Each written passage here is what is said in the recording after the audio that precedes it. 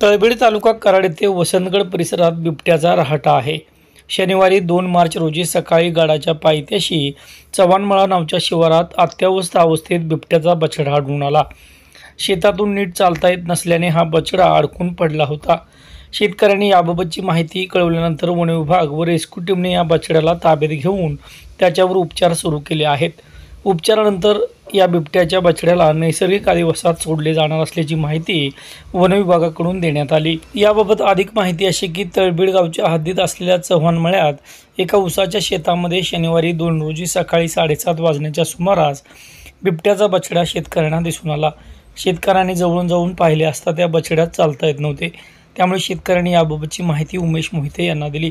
उमेश मोहिते यांनी याबाबत वन विभागास कळवले।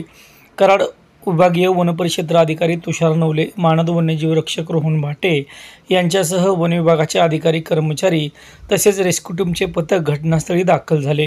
त्यांनी बछड्याला ताब्यात घेऊन तातडीने त्याला पशुवैद्यकीय केंद्रात दाखल करण्यात आले आहे। त्या ठिकाणी तज्ज्ञ पशुवैद्यकीय अधिकाऱ्यांकडून बछड्यावर उपचार सुरू करण्यात आले आहेत।